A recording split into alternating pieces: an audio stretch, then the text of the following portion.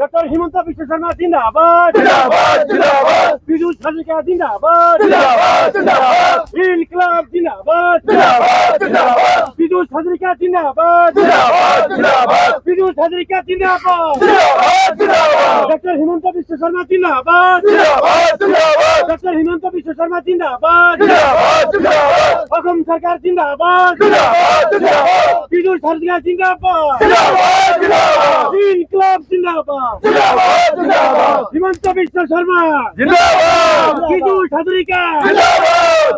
আমি আপোনালোকক ধন্যবাদ জনাইছোঁ। আজি মই বুঢ়াবুৰীত ফেৰী নাও দুৰ্ঘটনাৰ যি অভিশপ্ত দিন আছিল, আজিৰ দিনটোত আছিল, তাতে আহিছিলোঁ। আমাৰ তাতে সৰ্বধৰ্ম প্ৰাৰ্থনা হ'ল। তাৰ পৰা ইয়াতে আমাৰ কমিটিৰ মানুহখিনি মাতিলে, আহক চাই যাওক, আপোনাৰ চৰকাৰৰ ফালৰ পৰা কিবা এটা কৰি আছে, যাৰ কাৰণে মাতিছে, সেইকাৰণে আহিলোঁ।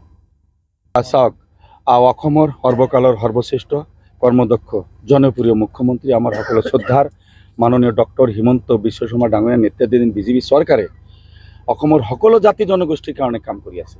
আজি চাওক, আমাৰ PWD ডিপাৰ্টমেণ্টৰ আমাৰ সকলোৰে জ্যেষ্ঠ মন্ত্ৰী, আমাৰ সকলোৰে শ্ৰদ্ধাৰ পীযুষ হাজৰিকা ডাঙৰীয়াই আজি চাওক, সন্মুখৰ পৰা নেতৃত্ব দি শদিয়াৰ পৰা ধুবুৰীলৈকে নদীৰ গৰাখহনীয়া, য'ত যেনেকৈ সহায় কৰিবলৈ, যেনেকৈ গৰাখহনীয়াৰ কাম ৰোধ কৰিব পাৰে, তাৰ কাম দিন ৰাতি একাকাৰ কৰি কাম কৰি আছে। আৰু আমাৰ এই ক্ষেত্ৰত বিশিং জৰুৱা সমষ্টি পিছপৰি ৰোৱা নাই, জলেশ্বৰ সমষ্টি পিছপৰি ৰোৱা নাই। আজি চাওক, ফকীৰগঞ্জত 7 কোটি টকাৰ কাম তাতে চলি আছে। আৰু ইয়াত এই নিচিনপুৰত আজি চাওক, 25,000 বেগ আহিব এই টাইপৰ, তাৰে 19,200 বেগ অলৰেডি আহি পাইছে স্পটত, আপোনালোকে দেখিছে, ইয়াত আহি পাইছে। আৰু 6,000 বি টাইপৰ বেগ আহি পাব। এই ক্ষেত্ৰত আমি এতিয়া চাওক, আমাৰ ডক্টৰ হিমন্ত বিশ্ব শৰ্মা ডাঙৰীয়াই কেনেকৈ আমাৰ উন্নয়নৰ কাৰণে সদায় চিন্তা কৰি থাকে।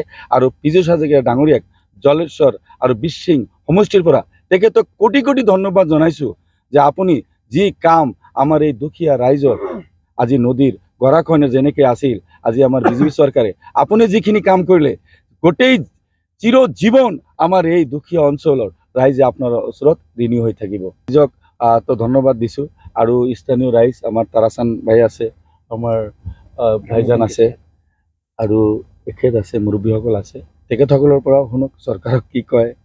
মোৰ কথাখিনি মই ক'লোঁ। আজি চাওক, এইবিলাক কংগ্ৰেছ চৰকাৰৰ দিনত খালি ধাপ্পা মাৰি ভোট লয়। আজি ৰকিবুল হুছেইন ডাঙৰীয়া 2012 চনত দম্ভালি মাৰিছিল, বহুত আহিছে খবৰ ল'ব ফেৰী দুৰ্ঘটনাত, নাই অহা।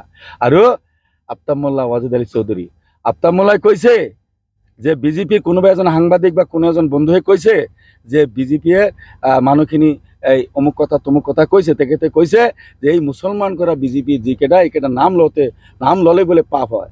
আফতাব মোল্লা ডাঙৰীয়া, আপোনাৰ সেই অপবিত্ৰ মুখ দি আমাৰ নিচিনা আমি ৰাইজৰ কাম কৰিছোঁ, আমাৰ নাম নলোৱাই আমি বিচাৰোঁ। আপুনি আমাৰ নাম ল'ব নালাগে, আমি ৰাইজৰ লগত আছোঁ, ৰাইজৰ লগত মিলি যাম।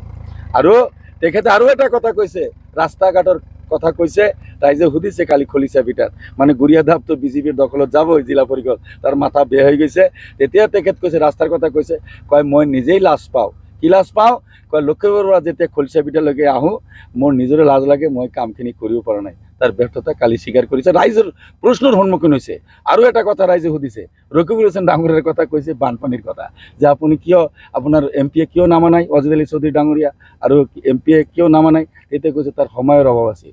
চিন্তা কৰিছে কি কথা কয়, কিমান ব্যস্ত, তেখেত মন্ত্ৰী নেকি যে সিহঁতৰ সময় নহয়? গতিকে আফতাব মোল্লা ডাঙৰীয়া, ৱাজিদ আলী চৌধুৰী ডাঙৰীয়া আৰু ৰকিবুল হুছেইন ডাঙৰীয়াৰ ওচৰত এই মুছলমান ৰাইজে যদি কিবা আশা কৰিছে, এইটো ফটোকাৰ ফেন হ'ব। গতিকে তেখেতসকলে একো নকৰে।